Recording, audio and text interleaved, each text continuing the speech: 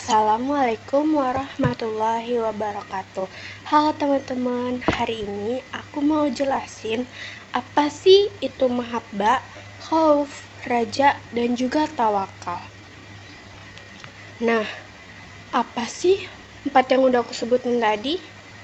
Jadi, setiap muslim memiliki perjalanan spiritual yang unik dalam mendekatkan diri kepada Allah Subhanahu wa Ta'ala. Dalam perjalanan ini terdapat 4 pilar utama yang harus diseimbangkan agar keimanan tetap lurus dan kuat, yaitu mahabbah, yang artinya cinta kepada Allah. Ibadah yang didasarkan pada cinta menghasilkan hubungan yang mendalam dan penuh kasih dengan Allah. Yang kedua, ada khauf, yang artinya takut kepada Allah.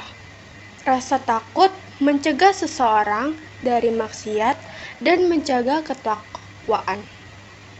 Yang ketiga, ada raja, yang artinya harapan kepada Allah.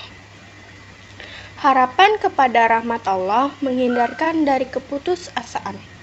Nah, yang keempat atau yang terakhir adalah tawakal, yang artinya berserah diri kepada Allah.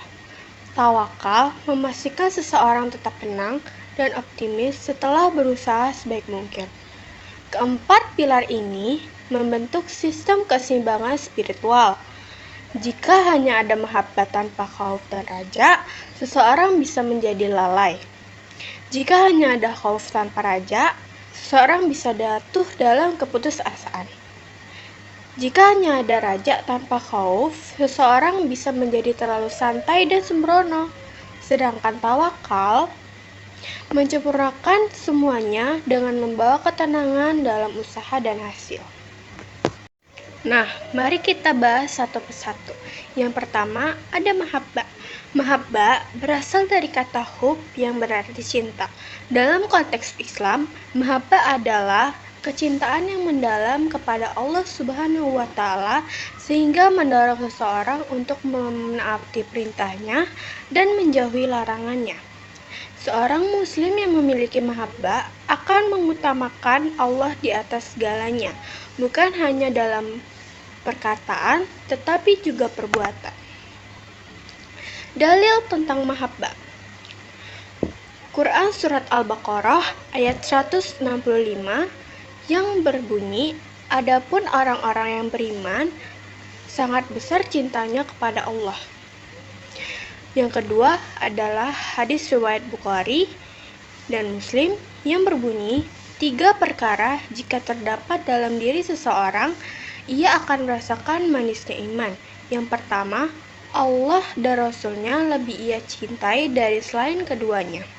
Yang kedua, mencintai seseorang hanya karena Allah.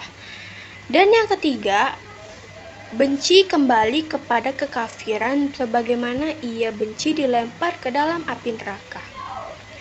Nah, mahabbah juga memiliki beberapa tingkatan. Para ulama membagi mahabbah dalam beberapa tingkatan.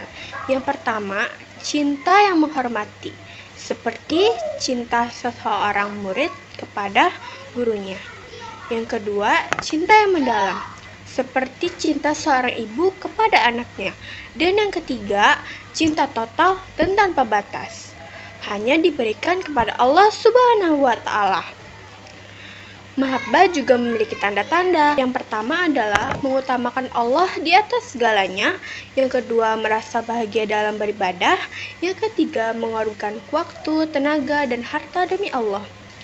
Dan yang keempat, memiliki kerinduan untuk bertemu dengan Allah melalui kematian yang husnul khotimah.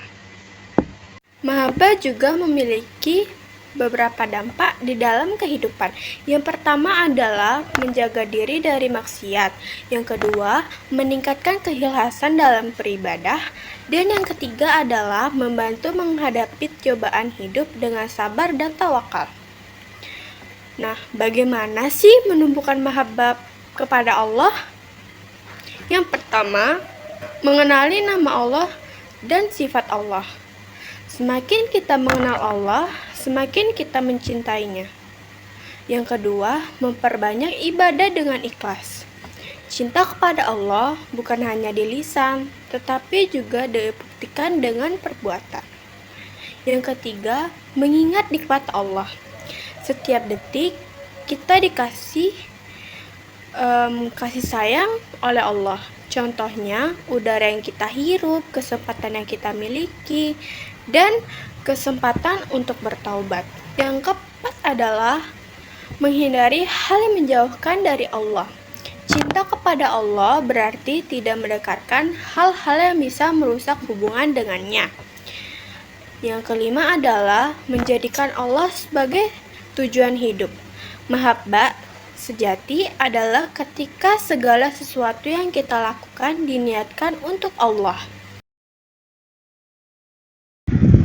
Di sebuah negeri yang makmur, hiduplah seorang nabi yang dikenal karena kesolehan dan kekayaannya, yaitu Nabi Ayub alaihissalam. Dia memiliki tanah yang luas, ternak yang banyak, dan keluarga yang bahagia. Namun, semua kenikmatan dunia itu tiba-tiba Allah uji dengan cobaan yang berat. Dalam waktu singkat, Nabi Ayub kehilangan seluruh harta kekayaannya. Rumah-rumahnya runtuh, ladang-ladangnya hancur, dan ternaknya mati. Tidak cukup dengan itu, anak-anaknya pun meninggal satu persatu. Namun, Ayub tetap bersabar dan tidak pernah mengeluh kepada Allah. Tak lama kemudian, ia diuji dengan penyakit kulit yang parah. Seluruh tubuhnya dipenuhi luka yang membuatnya dijauhi oleh orang. Hanya istrinya yang setia menemaninya, merawatnya dengan penuh kasih. Suatu hari, istrinya berkata, "Wahai suamiku, engkau adalah nabi yang mulia. Mengapa kau tidak berdoa kepada Allah agar disembuhkan?" Nabi Ayub tersenyum dan berkata, "Wahai istriku, aku telah menikmati kesehatan dan kekayaan selama bertahun-tahun. Kini Allah mengujiku, dan aku baru menderita selama beberapa tahun. Tidakkah aku harus sabar?" Jawaban itu menunjukkan cinta sejati Nabi Ayub kepada Allah. Baginya, ujian bukanlah tanda Allah meninggalkannya, melainkan cara Allah menguatkannya. Karena kesabarannya, Allah akhirnya menyembuhkan penyakitnya, mengembalikan kekayaannya, dan memberinya keturunan yang lebih banyak dari sebelumnya. Nah, pelajaran yang dapat kita ambil dari cerita ini, jika kita mencintai Allah, maka kita harus tetap setia dalam segala keadaan, baik suka maupun duka. Yang kedua, ada khauf yang artinya takut kepada Allah. Khauf berasal dari kata khawafa yang berarti takut. Namun, dalam Islam, khauf bukan sekadar takut seperti rasa takut terhadap bahaya fisik, melainkan rasa takut yang mendalam karena menyadari kebesaran Allah dan akibat dari perbuatan dosa. Dalil tentang khauf yang pertama adalah Quran Surat Al-Mulk ayat 12 yang berbunyi, "Sesungguhnya orang-orang yang takut kepada Tuhannya yang tidak tampak oleh mereka, mereka memperoleh ampunan dan pahala yang besar."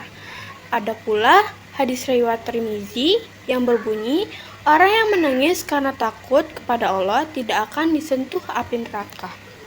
Selanjutnya, ada pula dampak khauf dalam kehidupan. Yang pertama, mencegah perbuatan dosa. Yang kedua, menjadikan seseorang lebih berhati-hati dalam bicara dan bertindak. Dan yang ketiga adalah meningkatkan kualitas ibadah. Khauf terbagi menjadi 3 jenis. Yang pertama, khauf dari azab Allah. Takut akan siksa neraka dan konsekuensi dari perbuatan dosa. Contohnya, takut meninggalkan sholat karena takut hukumannya berat. Yang kedua, khauf yang membawa kedekatan kepada Allah. Takut yang membuat kita semakin berusaha menjadi lebih baik. Contohnya, seseorang menangis dalam sujud karena merasa banyak dosa. Yang ketiga adalah khauf yang berlebihan, tidak sehat. Takut yang berlebihan bisa membuat seseorang putus asa dari rahmat Allah. Contohnya, ada orang yang merasa dosanya terlalu besar sehingga tidak mau bertaubat. Nah, cara menyeimbangkan khauf agar tidak berlebihan, yang pertama adalah ingat bahwa Allah Maha Pengampun. Jangan sampai rasa takut membuat kita berputus asa. Yang kedua, memperbanyak amal ibadah. Takut harus diiringi dengan usaha memperbaiki diri. Yang ketiga, bersahabat dengan orang soleh. Mereka akan meningkatkan kita tentang keseimbangan dalam keimanan. Umar bin Khattab radhiyallahu anhu dikenal sebagai pemimpin yang tegas dan kuat. Ia adalah khalifah kedua setelah Abu Bakar, dan di masanya Islam berkembang pesat. Namun, di balik kekuatannya, Umar adalah seseorang yang memiliki rasa takut kepada Allah yang sangat mendalam. Dikisahkan bahwa setiap kali Umar mendekat ayat-ayat tentang neraka, ia menangis terseduh-seduh dalam sholatnya. Kadang-kadang ia sampai jatuh sakit beberapa hari karena memikirkan ayat-ayat tersebut. Suatu malam, Umar keluar rumah sendirian dan mendengar tangisan seorang wanita dari dalam rumahnya. Umar mengetuk pintu dan bertanya, "Mengapa engkau menangis?" Wanita itu menjawab, "Aku khawatir amal-amalku tidak diterima Allah. Aku takut berdiri di hadapannya pada hari kiamat." Mendengar itu, Umar ikut menangis dan berkata, "Demi Allah, aku lebih takut daripada engkau." Meski ia seorang pemimpin besar, ia tidak pernah merasa aman dari azab Allah. Namun, ketakutannya tidak membuatnya putus asa. Justru membuatnya semakin giat beribadah, lebih adil dalam kepemimpinannya, dan lebih peduli kepada rakyatnya. Pelajaran yang dapat kita ambil adalah rasa takut kepada Allah seharusnya membuat kita semakin mendekatkan diri kepadanya, bukan menjauh atau putus asa. Yang ketiga, ada raja, yang artinya harapan kepada Allah. Raja berasal dari kata roja'ah, yang berarti harapan. Raja adalah keyakinan bahwa Allah Maha Pengampun dan akan memberikan rahmat-Nya kepada hamba-Nya yang bertaubat dan berusaha memperbaiki diri. Ada pula dalil tentang raja. Yang pertama, Quran Az-Zumar ayat 53 yang berbunyi, "Katakanlah Muhammad, wahai hamba-hambaku yang melampaui batas terhadap diri mereka sendiri, janganlah kamu putus asa dari rahmat Allah. Sesungguhnya Allah mengampuni dosa-dosanya semua. Sungguh, Dialah yang Maha Pengampun, Maha Penyayang." Yang kedua, hadis riwayat Muslim, Allah berfirman, "Aku sesuai dengan prasangka hambaku kepadaku, maka hendaklah ia berprasangka baik kepadaku." Nah, pentingnya raja dalam kehidupan sehari-hari. Membantu seseorang tetap optimis dalam menjalani kehidupan, menjadikan ibadah terasa lebih ringan, menumbuhkan rasa percaya diri dalam menghadapi ujian hidup. Cara meningkatkan raja: selalu berprasangka baik kepada Allah, memperbanyak istighfar dan taubat, merenungi keagungan Allah. Di zaman dahulu, ada seorang lelaki yang telah membunuh 99 orang. Suatu hari, ia merasa hatinya gelisah dan ingin bertaubat. Ia bertanya kepada seorang pendeta, "Apakah Allah akan menerima taubatku?" Pendeta itu menjawab, "Tidak, dosamu terlalu besar." Mendengar itu, orang tersebut marah dan membunuh pendeta itu, sehingga jumlah korbannya menjadi 100 orang. Namun, ia masih memiliki sedikit harapan. Ia mencari ulama yang lebih bijak dan bertanya lagi, "Apakah masih ada harapan bagi orang sepertiku?" Ulama itu tersenyum dan berkata, "Tentu saja, Allah Maha Pengampun. Tapi, jika kau ingin bertobat sungguh-sungguh, pergilah ke sebuah desa di mana orang-orang saleh tinggal. Bergabunglah dengan mereka, tinggalkan kejahatanmu." Mendengar itu, hati pembunuh itu dipenuhi harapan. Ia segera pergi ke desa yang dimaksud. Namun, di tengah perjalanan, ia meninggal dunia. Malaikat rahmat dan malaikat azab datang untuk menjemput ruhnya. Malaikat azab berkata, "Ia adalah pembunuh 100 nyawa. Ia harus masuk ke dalam neraka." Tetapi malaikat rahmat berkata, ia telah berniat bertaubat dan sedang dalam perjalanan menuju kehidupan yang lebih baik. Akhirnya, Allah memerintahkan malaikat untuk mengukur jarak antar tempat kematiannya dengan desa tujuan. Ternyata ia lebih dekat ke desa orang-orang soleh, sehingga Allah menerima taubatnya dan memasukkannya ke dalam surga. Pelajaran yang dapat kita ambil, jangan pernah kehilangan harapan terhadap ampunan Allah, karena rahmatnya lebih luas daripada dosa kita. Yang keempat dan terakhir ada tawakal, yang artinya berserah diri kepada Allah. Tawakal adalah menyerahkan segala urusan kepada Allah setelah berusaha semaksimal mungkin. Tawakal berasal dari bahasa Arab tawakkala, yang berarti bersandar atau mempercayakan sesuatu kepada pihak lain. Dalam Islam, tawakal adalah sikap menyerahkan segala urusan kepada Allah Subhanahu wa Ta'ala setelah melakukan usaha yang maksimal. Tawakal bukan berarti pasrah tanpa usaha, tetapi melakukan ikhtiar terbaik, lalu menyerahkan hasilnya kepada Allah dengan penuh ikhlas dan keyakinan. Ada pula dalil tentang mahabbah. Yang pertama, Quran Surat At-Talaq ayat 3. Dan barang siapa yang bertawakal kepada Allah, niscaya akan mencukupinya. Yang kedua, hadis riwayat Tirmizi. Seandainya kalian bertawakal kepada Allah dengan sebenar-benarnya tawakal, niscaya Allah akan memberi kalian rezeki sebagaimana burung diberi rezeki. Ia pergi di pagi hari dalam keadaan lapar dan pulang di sore hari dalam keadaan kenyang. Ciri-ciri orang bertawakal. Yang pertama, berusaha semaksimal mungkin sebelum menyerahkan hasilnya kepada Allah. Yang kedua, tidak berputus asa ketika menghadapi kegagalan. Yang ketiga, tidak bergantung kepada manusia dalam urusan hidupnya. Cara menumbuhkan tawakal. Memahami bahwa semua yang terjadi adalah ketentuan Allah, selalu bersyukur dan bersandar dalam setiap keadaan. Menjalani hidup dengan penuh keyakinan kepada Allah. Tawakal bukan berarti pasif ya. Banyak orang yang mengira bahwa tawakal hanya pasrah tanpa usaha. Duduk diam menunggu pertolongan Allah tanpa melakukan apa-apa. Padahal konsep tawakal dalam Islam tidak seperti itu. Tawakal yang benar adalah menggabungkan usaha maksimal dengan keyakinan penuh bahwa Allah lah yang menentukan hasil akhirnya. Bagaimana sih cara penerapan tawakal dalam kehidupan sehari-hari? Yang pertama, dalam urusan rezeki. Usaha dan tawakal harus seimbang.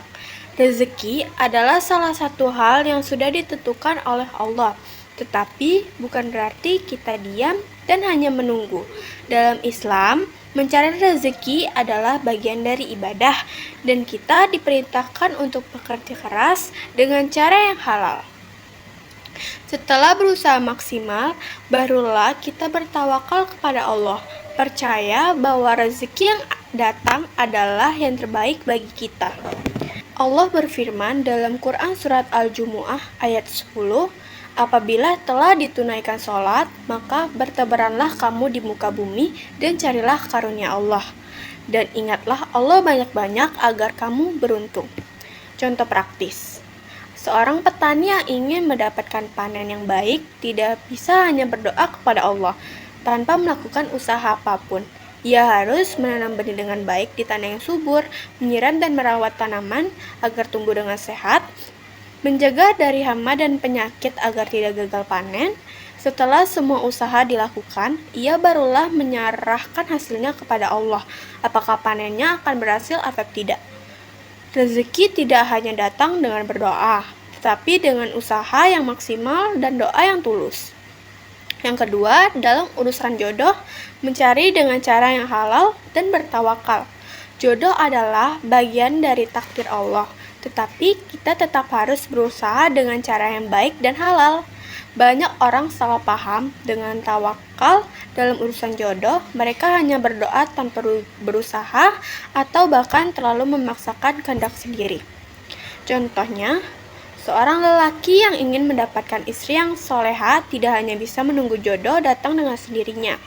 Ia harus memperbaiki diri sendiri agar menjadi laki-laki yang bertakwa dan tanggung jawab. Menjaga pergaulan yang baik agar bertemu dengan orang-orang yang memiliki nilai-nilai Islam. Berikhtiar mencari pasangan dengan cara yang halal, seperti bertanya kepada orang yang lebih tua atau melalui proses ta'aruf, yang berdoa kepada Allah agar diberi pasangan yang terbaik untuk dunia dan akhiratnya. Setelah semua usaha yang dilakukan, ia bertawakal kepada Allah dan percaya bahwa jika belum bertakdir jodoh, itu adalah bagian dari rencana Allah. Takwakal dalam urusan jodoh bukan berarti pasif dan hanya menunggu, tetapi berusaha dengan cara yang halal dan menyerahkan hasilnya kepada Allah. Yang ketiga, dalam menghadapi ujian hidup, kesabaran, usaha, dan tawakal. Hidup penuh dengan ujian dan cobaan, baik dalam bentuk kehilangan, kegagalan, sakit, atau masalah lainnya. Seorang bisa memiliki tawakal yang tidak akan mudah stres atau putus asa. Karena ia percaya bahwa setiap ujian adalah bagian dari rencana Allah yang lebih besar. Allah berfirman dalam Quran Surat Al-Baqarah ayat 286, Allah tidak membebani seorang melainkan sesuai dengan kesanggupannya. Contoh, seorang kepala keluarga yang kehilangan pekerjaan tidak bisa hanya berdiam diri dan berkata, "Saya bertawakal, pasti nanti ada rezeki yang datang." Ia harus tetap tenang dan tidak panik, karena panik tidak akan menyelesaikan masalah. Mencari pekerjaan baru dengan cara yang halal dan sesuai dengan kemampuannya. Mengembangkan keterampilan agar lebih mudah mendapatkan pekerjaan lain. Berdoa dan berserah diri kepada Allah sambil tetap berusaha sebaik mungkin. Jika tetap belum mendapatkan pekerjaan, ia harus percaya bahwa mungkin Allah sedang menyiapkan sesuatu yang lebih baik atau mengujinya agar lebih sabar. Tawakal dalam menghadapi ujian berarti tidak menyerah, tetap berusaha, dan percaya bahwa Allah akan memberikan jalan keluar pada waktu yang tepat. Suatu hari, Rasulullah Shallallahu Alaihi Wasallam bersabda, "Seandainya kalian bertawakal kepada Allah dengan sebenar-benarnya, niscaya kalian akan diberi rezeki sebagaimana burung diberi rezeki. Ia pergi di pagi hari dalam keadaan lapar dan kembali di sore hari dalam keadaan kenyang." Hadis riwayat Tirmizi. Di sebuah desa kecil, ada seorang petani miskin bernama Abu Sufyan. Ia tidak memiliki tanah yang luas, hanya beberapa petak. Suatu hari, sawahnya rusak karena banjir, dan ia tidak tahu bagaimana ia akan memberi makan keluarganya. Namun, ia tetap tenang dan berkata, "Allah pasti akan memberi jalan. Aku hanya perlu berusaha dan berserah diri kepadanya." Keesokan harinya, Abu Sufyan pergi ke pasar dan mencoba mencari pekerjaan sampingan. Ia bertemu dengan seorang pedagang yang membutuhkan pekerjaan harian untuk mengangkut barang. Ia menerima pekerjaan itu dan mendapatkan upah yang cukup untuk bertahan hidup. Sejak saat itu, Abu Sufyan belajar bahwa tawakal bukan berarti duduk, diam, dan menunggu keajaiban, tetapi tetap berusaha sambil percaya bahwa Allah akan mencukupi rezekinya. Pelajaran yang dapat kita ambil adalah tawakal adalah bekerja dengan sungguh-sungguh sambil percaya bahwa Allah akan memberikan hasil yang terbaik. Jadi, kesimpulan yang dapat kita ambil dari apa yang sudah aku jelaskan tadi, keimanan seorang muslim harus seimbang antara mahabbah, khauf, raja, dan tawakal. Jika seseorang hanya memiliki mahabbah tanpa khauf dan raja, maka ia bisa terjerumus dalam kelalaian. Jika hanya memiliki khauf tanpa raja, maka ia bisa berputus asa. Jika hanya memiliki raja tanpa khauf, maka ia bisa menjadi sembrono. Sedangkan tawakal adalah penyempurna dari ketiga sifat ini.